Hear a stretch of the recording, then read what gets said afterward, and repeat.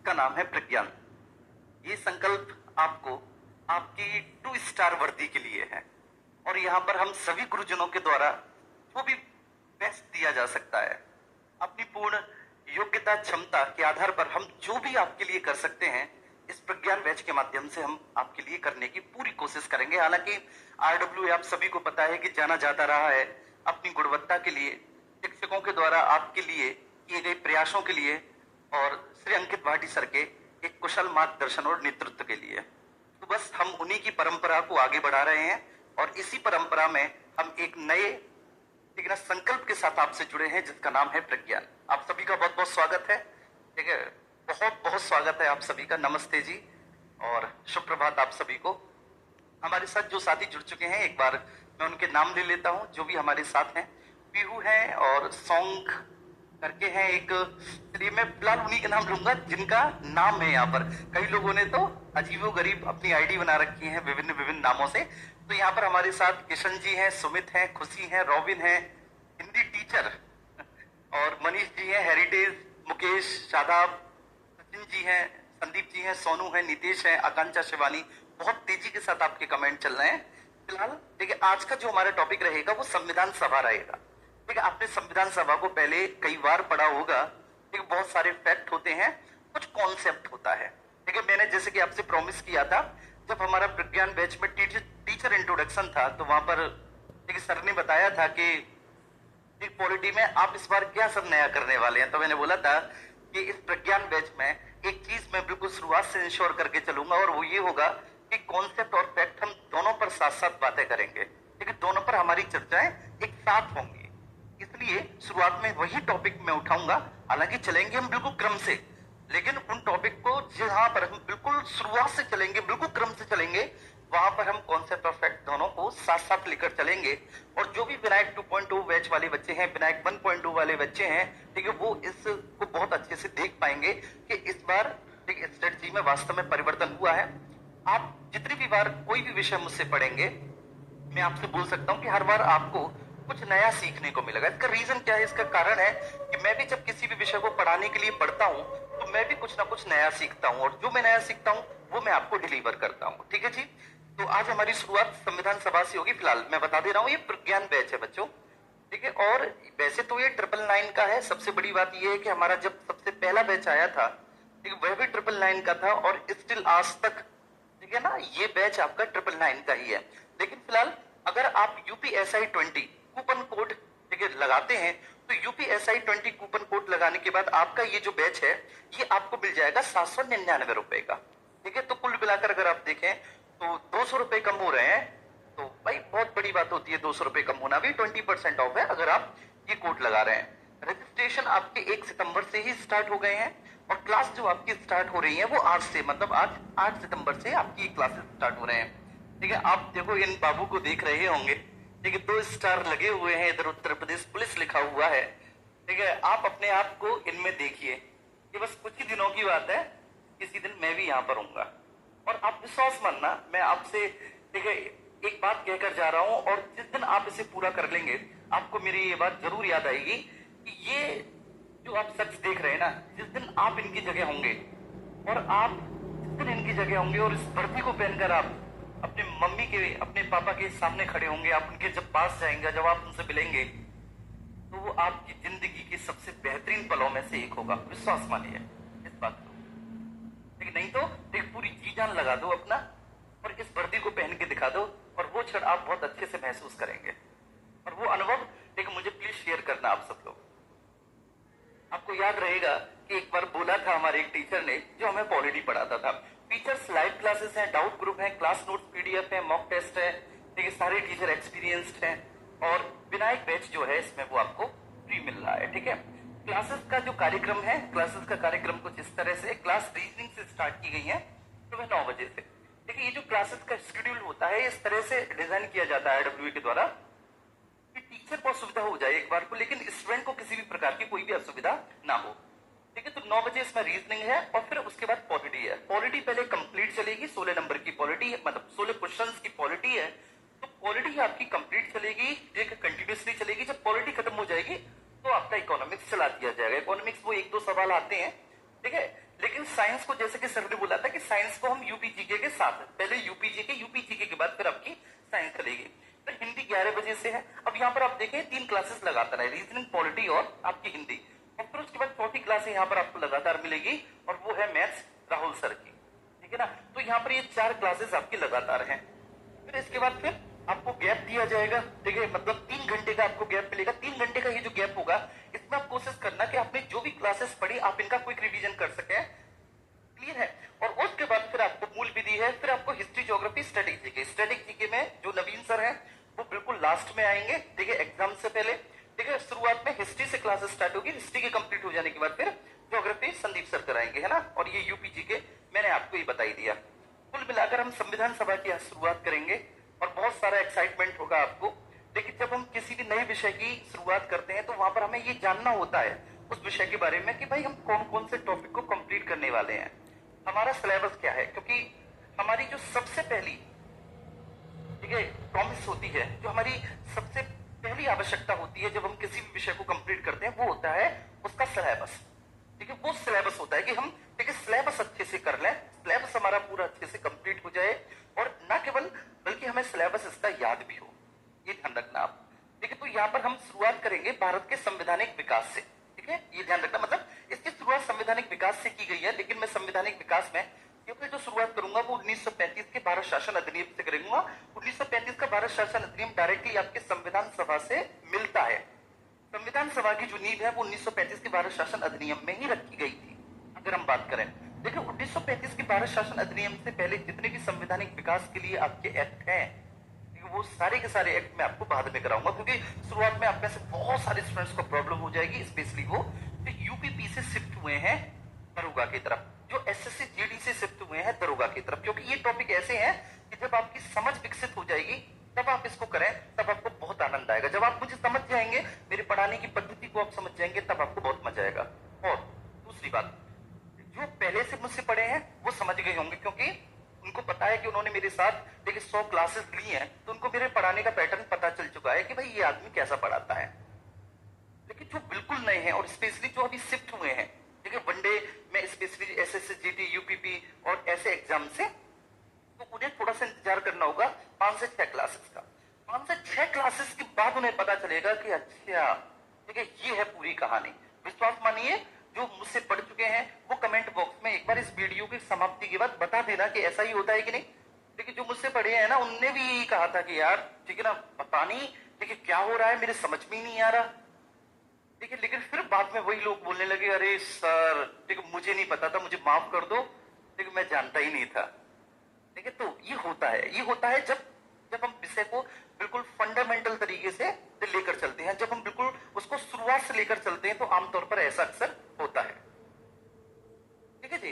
तो संवैधानिक विकास, तो संवैधानिक विकास को एक्चुअली संवैधानिक विकास में हम केवल 1935 के भारत शासन अधिनियम से ही शुरुआत करेंगे, उससे पहले का हम बाद में करेंगे, ठीक है ना। फिर उसके बाद भैया जी क्रिप्स मिशन, फिर विविल प्लान, फिर सिमलर सम्मेलन, फिर cabinet mission. Cripps mission, Wavell plan, Simla सम्मेलन, कैबिनेट मिशन, हालांकि अगर देखा जाए ये हिस्ट्री के भी टॉपिक हैं, लेकिन ये टॉपिक आपके सीधे सीधे कॉन्स्टिट्यूशन से भी जुड़ते हैं। फिर कैबिनेट मिशन के बाद अंतरिम सरकार का गठन, ये अंतरिम सरकार का गठन में पढ़ाऊंगा, विनायक 2.2 में मैंने नहीं पढ़ाया था, तो इस बार पढ़ाऊंगा, ठीक है, तो पढ़ लेना सब लोग। फिर माउंटबेटन योजना है, भारतीय स्वतंत्रता अधिनियम 1947 है, संविधान सभा है, उद्देश्य प्रस्ताव है, संविधान सभा की समितियां हैं, प्रारूप समिति है, संविधान सभा के विकास के चरण है, और संविधान का लागू हो जाना। देखिए ये जो संविधान सभा के विकास के चरण है, ये संविधान सभा का गठन कब हुआ, पहली बैठक, फिर दूसरी बैठक, फिर तीसरी बैठक, ठीक है, फिर प्रारूप समिति का बन जाना, ठीक है, फिर संविधान सभा में समय समय पर कुछ नए पदाधिकारी भी जोड़े गए हैं जिन्होंने संविधान के विभिन्न समितियों का संचालन किया है। तो वो सारी चीजें जो है यहाँ पर, और मैं आप सभी से बोलूंगा विनायक 1.0 वाले, ठीक है, शायद, ठीक है ना, देखो सब लोग, देखिए इस क्लास में एक बात को सुन लो अच्छे से, आप पॉलिटी मुझसे पहले से पढ़ चुके होंगे, लेकिन आप केवल पॉलिटी पढ़ने के लिए एक बार और 799 रुपए केवल पॉलिटी पढ़ने के लिए, मतलब और विषय तो आपको मिलेंगे ही मिलेंगे, लेकिन अगर आप 799 रुपए के इस बैच को केवल पॉलिटी पढ़ने के लिए भी लेते हैं ना, तो वो आपका पैसा पूरा वसूल होगा। आप कहेंगे सर विनायक 2.2 में सब कुछ तो पढ़ा दिया, सारी चीजें तो आपने कुछ छोड़ा ही नहीं, लेकिन हमें जितना पता नहीं था कि वो टॉपिक आपने कंप्लीट करा दिए, 1.2 में भी आपने कराया, उसके बाद आप ये बात क्यों कह रहे हो? क्योंकि जो पहले पढ़ चुके हैं उनका बहुत अच्छे से रिवीजन होगा, मैं इसलिए इस बात को बोल रहा हूँ। मतलब बड़ा शानदार उनका रिवीजन होने वाला है और कुछ नई चीजें भी उनको पता चलेंगी। तो जो नई चीजें एड ऑन होंगी ना, उसके लिए आपका 799 में बढ़त होगा। और ये मैं आज आपसे बात नहीं कह रहा, जब ये बैच खत्म हो जाएगा ना, आप मुझसे खुद बोलोगे कि सर केवल पॉलिटी ने ही मेरे पैसे वसूल करती है, बाकी सारे सब्जेक्ट तो मुझे लवाब में मिले। लवाब का मतलब होता है कि फ्री में मिल गए। आप ये मान के चलो, हमारे तो इसी ने वसूल कर दिए लिटरली। ठीक है, I promise to you, I promise. आप इस बात को लास्ट क्लास में खुद बोलेंगे, अपने आप बोलेंगे। और आपको पता है, जो जो प्रॉमिस मैंने शुरुआत में किए थे विनायक 2.0 में, लास्ट में आप खुद लोगों ने, आप सभी ने उन बातों को बोला कि सर वास्तव में ये सारी चीजें, देखिए जो प्रॉमिस की थी उससे कहीं ज्यादा आपने डिलीवर की है हमें। और मैं फिर से ये प्रॉमिस कर रहा हूं, प्रॉमिस मैं कभी तोड़ता नहीं। ठीक है, फिर प्रारूप समिति है, संविधान सभा के विकास के साथ संविधान का लागू हो जाना, यह है। और फिर भारतीय संविधान की विशेषताएं। भारतीय संविधान की विशेषताओं में जो भी प्रमुख फीचर्स हैं, जो प्रमुख विशेषताएं हैं, और हमारे संविधान का नेचर कैसा है, हमारे संविधान की प्रकृति कैसी है, हम इसको भी पढ़ रहे होंगे। इसके बाद फिर हम उद्देशिका में, ठीक है, संविधान की प्रस्तावना और उद्देशिका का महत्व क्या है, उद्देशिका के तत्व क्या है, उद्देशिका की शब्दावली और उद्देशिका संविधान का भाग होने पर विवाद, क्या विवाद है। जैसे बेरोजगारी वाले मामले में बोला कि उद्देशिका संविधान का हिस्सा ही नहीं है, और जब हिस्सा है ही नहीं तो उसमें संशोधन नहीं किया जा सकता। अंकित, ठीक है, पहले प्लीज आप यहाँ पर सुन लीजिए। ठीक है, फिर केशवानंद भारतीवाद में बोला कि नहीं, उद्देश्य का संविधान का पार्ट है, जैसे कि अन्य भाग संविधान का हिस्सा है, वैसे उद्देश्य का भी संविधान का हिस्सा है। और अगर संविधान का हिस्सा है तो बड़ा स्वाभाविक है, उसमें संशोधन किया जा सकता है, उसमें संशोधन हो सकता है। ठीक है, अब आगे हम बात करेंगे संघ और उसका राज्य क्षेत्र। यहाँ पर हम बात करेंगे भारतीय राज्य क्षेत्र का एकीकरण। अभी विनायक 2.0 में जो सबसे लास्ट में हमने पढ़ा है, ठीक है ना, वो अब हम देखिए इसमें सबसे पहले पढ़ रहे होंगे। तो भारतीय राज्य क्षेत्र का एकीकरण, उसका तार्किकीकरण, राज्यों का बनना, उनके बनने का पूरा क्रम क्या है, कौन सा राज्य कब बना, ये सब हम विनायक 2.0 में, यहाँ पर कुछ चीजें आपको और एक्स्ट्रा मिलेंगी, बड़ा स्वाभाविक है। ठीक है, फिर नागरिकता, नागरिकता संबंधी प्रावधान, संवैधानिक प्रावधान, एक नागरिकता अधिनियम 1955, नागरिकता की समाप्ति, ये सारी चीजें जो है हम नागरिकता के बारे में देखेंगे। देखिए एक एक यूनिट में आपको बता रहा हूं पॉलिटी की। फिर मौलिक अधिकार, मौलिक अधिकारों में जो आर्टिकल 12 में राज्य की परिभाषा है, मौलिक अधिकारों से असंगत तथा अल्पीकरण करने वाली विधियां जो आर्टिकल 13 में जिनका उल्लेख है कि अगर अन्य विधियों से मौलिक अधिकारों की सुरक्षा की गारंटी, फिर समानता का अधिकार। और इस तरह से पूरा मौलिक अधिकार आपके सामने है, सिलेबस आपको मिलेगा, आप देख सकते हो। सिलेबस को आप अपने पास रखना, जो भी चीज आपकी ना हो एक आप तुरंत बोलना, जैसे सिलेबस में पहले दिन तो आपने दिखाया था और आपने ये कंप्लीट नहीं कराया, ऐसा कैसे, ठीक है ना। तो ध्यान रखना, आपको ये रखना है अपने पास कि आपको भी पता चलता चला जाए कि हमने ये कंप्लीट कर लिया, और आप टिक लगाते हुए चले जाओ। और आप एक नोटबुक पे लिखोगे इसको अगर शुरुआत में, तो बेस्ट रहेगा। बेशक आपका आधा घंटा जाएगा इसको लिखने में मैक्सिमम, लेकिन जैसे जैसे आप जो जो टॉपिक को कंप्लीट करते हुए चले जाएंगे और आप उसके सामने जब टिक लगाते हुए चले जाएंगे ना, तो एक कॉन्फिडेंस आएगा। और फिर उसके आपको पीवाईक्यू करने हैं, प्रीवियस ईयर के क्वेश्चंस, तो और ज्यादा कॉन्फिडेंस आ जाएगा। फिर तो मजा ही आ जाना है कि ठीक है भाई, ये पीवाईक्यू सारे लगेंगे आपसे। फिर DPSP, directive principles of the state policy, जिसको राज्य की नीति के निर्देशक तत्व बोलते हैं, ये सारी बातें हैं, ठीक है, डीपीएसपी के बारे में। और फिर यहाँ पर हम मौलिक कर्तव्यों को, आपको भी पता है मूल संविधान में नहीं थे, बाद में जोड़े हैं सरदार स्वर्ण सिंह कमेटी के रिकमेंडेशन के आधार पर, है ना जी। तो इनको हम बात करेंगे। फिर संघीय कार्यपालिका, संघीय कार्यपालिका में हम, ठीक है, राष्ट्रपति जी को पढ़ेंगे, राष्ट्रपति पद की योग्यताओं को पढ़ेंगे, राष्ट्रपति के निर्वाचन की रीति का मत, उसका मूल्य निर्धारण कैसे किया जाता है, ठीक, मतगणना पढ़ेंगे, राष्ट्रपति का कार्यकाल पढ़ेंगे, राष्ट्रपति द्वारा शपथ या प्रतिज्ञा, मतलब जितना भी इसमें लिखा हुआ है ना उससे ज्यादा हम पढ़ ही लेंगे इसमें लिखा हुआ है। संघीय कार्यपालिका में उपराष्ट्रपति साहब को पढ़ेंगे, ठीक है। फिर ये संघीय मंत्रिपरिषद है, संघीय मंत्रिपरिषद पे हम सब कुछ पढ़ेंगे यहाँ पर। और देखिए इस बार हम उप प्रधानमंत्री को भी देखेंगे, ठीक है, उप प्रधानमंत्री, मंत्रिपरिषद तथा मंत्रिमंडल में अंतर, ये सारी चीजें हमने प्रीवियस बैच में पढ़ा दी, ठीक है। देखो नया इसलिए होता है हर बार क्योंकि मैं भी तो बोर ना हूं। और फिर आप देखो आपके ऊपर क्या इम्पैक्ट पड़ेगा कि भाई टीचर हमें पढ़ाने के लिए खुद पढ़ के आते हैं, खुद हर बार नई नई चीजों को वो ऐड करते हैं, तो हमें भी मेहनत करनी चाहिए, ठीक है। और ये हर बार मेरे साथ होता है और मैं हमेशा आगे, आप 25 बार भी पढ़ लेंगे, ठीक है, आप हर बार कुछ ना कुछ नई चीजें ऐड ऑन पाएंगे। कुछ नई चीजें ऐड ऑन इसलिए भी हो जाती हैं क्योंकि पॉलिटी क्या है, लगातार चलता रहता है। अभी संसद में कोई भी विधेयक आएगा, कोई भी आम बहस हुई, या फिर संसदीय प्रक्रिया में कोई नए तत्वों का समावेश किया गया, ठीक है, तो वो भी इसका हिस्सा बन जाता है पॉलिटी में। फिर हम संसद के बारे में बात करेंगे, संसद का गठन है, राज्यसभा की संरचना है, लोकसभा की संरचना, संसद सदस्यों की योग्यताएं, संसद सदस्यों की निर्भरताएं, देखिए ऐसी सारी चीजें हैं यहाँ पर। ठीक है, फिर धन विधेयक, विनियोग विधेयक, बजट, ये सारी सब बातें। बजट हालांकि आपके इकोनॉमिक का टॉपिक है, लेकिन इकोनॉमिक के टॉपिक होने के बावजूद भी यहाँ पर हम थोड़ा बहुत बजट के बारे में, बजट की शब्दावली इत्यादि के बारे में हम लोग यहाँ पर चर्चा करेंगे। फिर ये राज्यपाल साहब हैं। अब यहाँ पर राज्य की कार्यपालिका आ गई। राज्य की कार्यपालिका के बारे में सारी बातें यहाँ पर लिखी हुई हैं। और फिर राज्य का विधानमंडल आ जाता है।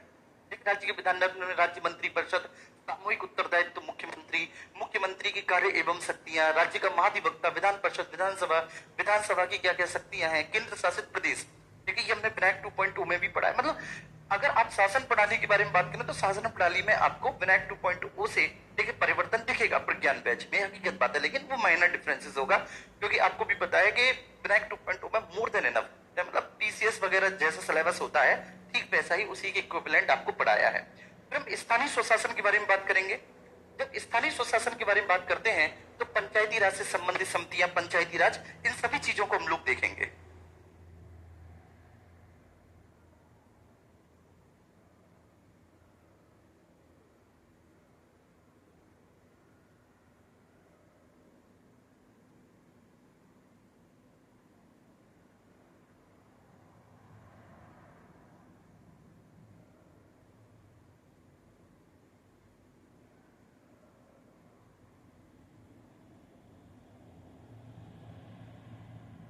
ठीक है, चलिए, ठीक है। स्थानीय स्वशासन, स्थानीय स्वशासन को आमतौर पर आप लोग देखिए पंचायती राज संस्थाओं के नाम से जानते हैं। देखिए स्थानीय स्वशासन को हम पंचायती राज संस्थाओं के नाम से जानते हैं। तो यहाँ पर पंचायती राज से संबंधित समितियां, और मैं आपको बताऊंगा कि पंचायती राज और स्थानीय स्वशासन में बेसिकली क्या डिफरेंसेस और क्या समानता होती है, क्या ये एक ही होते हैं, या फिर अगर स्थानीय स्वशासन है तो वो क्या है और पंचायती राज है तो वो क्या है ना, आमतौर पर आपको नहीं पता होगा। फिर 73 में संविधान संशोधन के जो प्रावधान है वो पंचायती राज, उसके संबंध में कुछ विशिष्ट तथ्य हमको पढ़ने हैं। नगरीय प्रशासन, नगर पालिकाएं, कर अधिरूपण की शक्ति, राज्य वित्त आयोग, नगर पालिकाओं के निर्वाचन, भारत में सहकारी आंदोलन और जिला प्रशासन। ठीक है, फिर भारत में न्यायपालिका, सर्वोच्च न्यायालय हमें पूरा पढ़ना है, जिसमें सर्वोच्च न्यायालय का गठन, न्यायाधीशों की अर्हताएं। देखिए इसके बाद हमें उच्च न्यायालय पूरा पढ़ना है, जिसमें न्यायिक समीक्षा, न्यायिक सक्रियतावाद, ये सब पढ़ना है। और यहाँ पर हम अधीनस्थ न्यायालय भी देखेंगे। सबसे बड़ी बात है कि यहाँ पर हम एक नया टॉपिक एड ऑन करेंगे और हम यहाँ पर सबऑर्डिनेट कोर्स अधीनस्थ न्यायालय भी देखेंगे। ठीक है, केंद्र और राज्यों के बीच के जो संबंध है ये विनायक 2.2 में पूरा कंप्लीट कराया है कि केंद्र और राज्यों के मध्य में क्या संबंध है। और फिर आ जाते हैं संवैधानिक संस्थाएं। अब ये जो संवैधानिक संस्थाएं हैं, संवैधानिक संस्थाओं में आप देखेंगे कि हमें महान्यायवादी पढ़ना है, हमें निर्वाचन आयोग पढ़ना है, और निर्वाचन आयोग के संबंध में देखिए ये सारी चीजें हमको पढ़नी है। सिलेबस आपके सामने है, रखना। फिर नियंत्रक एवं मालिका परीक्षक, ठीक है, जिसको सीएजी के नाम से हम लोग जानते हैं। सीएजी की संरचना, उसकी नियुक्ति, सीएजी की शक्तियां, ठीक है, सीएजी एवं लोक लेखा समिति, सीएजी की सीमाएं और सीएजी की भूमिका पर वर्तमान क्या विवाद है।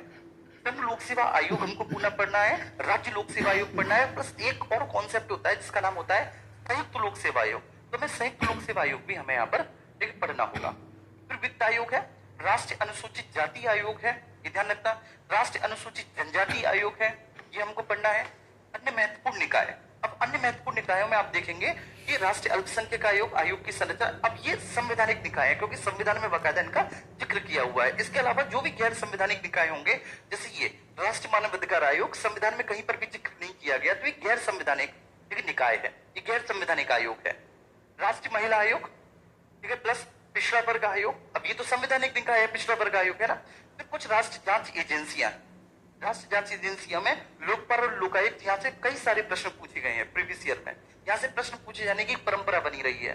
फिर सीबीआई, केंद्रीय अन्वेषण ब्यूरो, तो यूपीएसआई में पिछली बार प्रश्न पूछे गए थे सीबीआई से, तो सीबीआई हमें यहाँ पर देखना है। केंद्रीय सूचना आयोग, केंद्रीय सतर्कता आयोग, ये सब मैंने कराए हैं विनायक 2.2 में, ठीक है ना। लेकिन अन्य संवैधानिक बंध, राजभाषा, देखिए राजभाषा पूरा हमें देखना है राजभाषा के संबंध में, और हमको आपात उपबंध देखने हैं। ठीक है, चलिए, ये सारी चीजें हमको देखनी होंगी। उम्मीद करता हूं